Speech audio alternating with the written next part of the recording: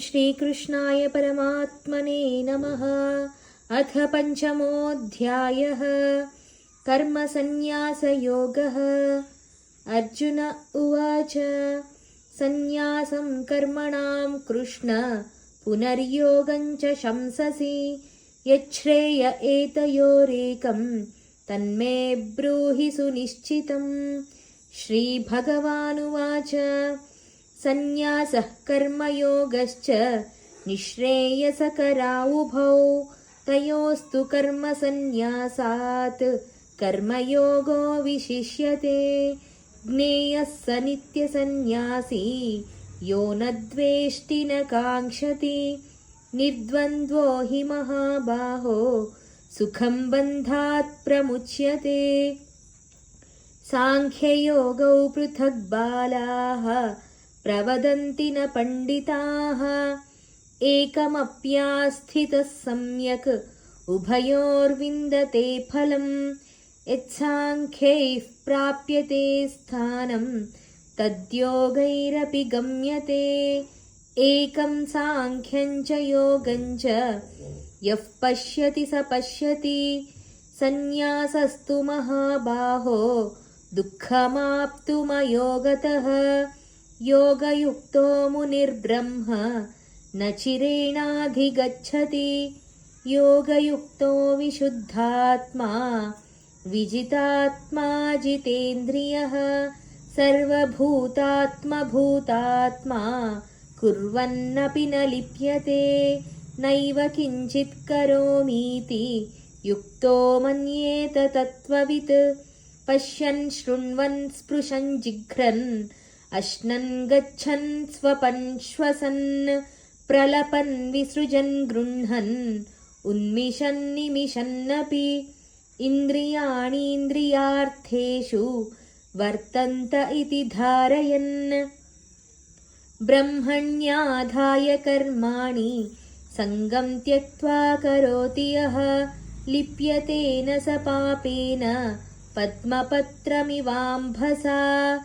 कायेन मनसा बुद्ध्या केवलैरिन्द्रियैरपि योगिनः कर्म कुर्वन्ति सङ्गं त्यक्त्वात्मशुद्धये।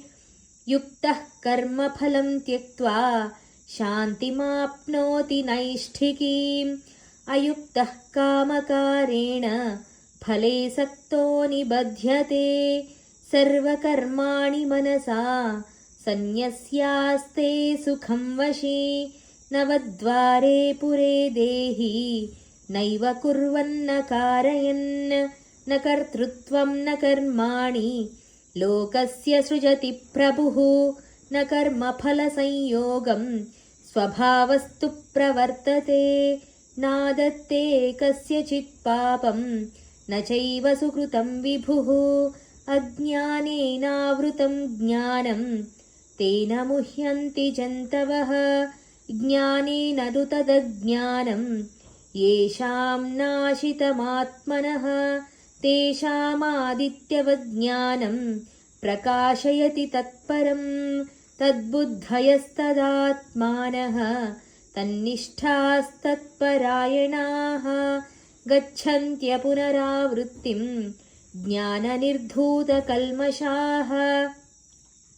विद्याविनयसम्पन्ने ब्राह्मणे गविहस्तिनि शुनि चैव श्वपाके च पण्डिताः समदर्शिनः।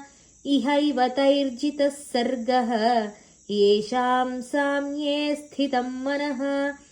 निर्दोषं हि समं ब्रह्म तस्माद्ब्रह्मणि ते स्थिताः। न प्रहृष्येत् प्रियं प्राप्य नोद्विजेत् प्राप्य चाप्रियं। स्थिरबुद्धिरसम्मूढः ब्रह्मविद्ब्रह्मणि स्थितः।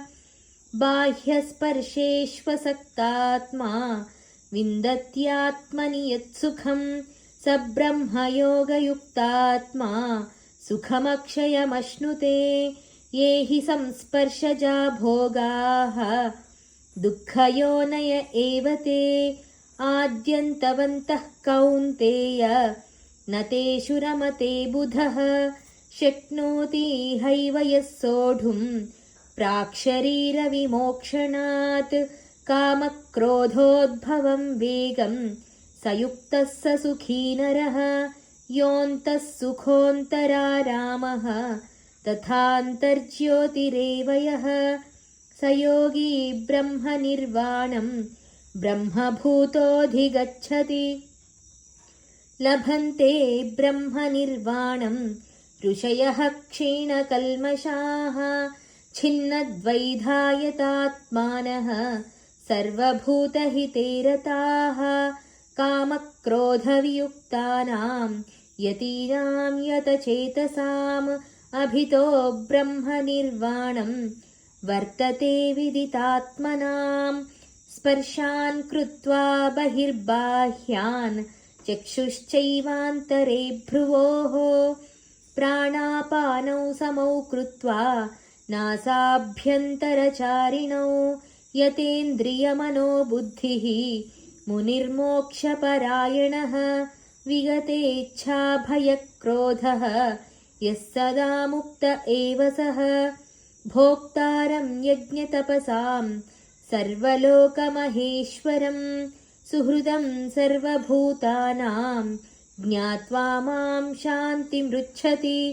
ॐ तत्सदिति श्रीमद्भगवद्गीतासु उपनिषत्सु ब्रह्मविद्यायां योगशास्त्रे श्रीकृष्णार्जुनसंवादे कर्मसन्न्यासयोगो नाम 5मोऽध्यायः। सर्वधर्मान् परित्यज्य मामेकं शरणं व्रज अहं त्वा सर्वपापेभ्यः मोक्षयिष्यामि मा शुचः।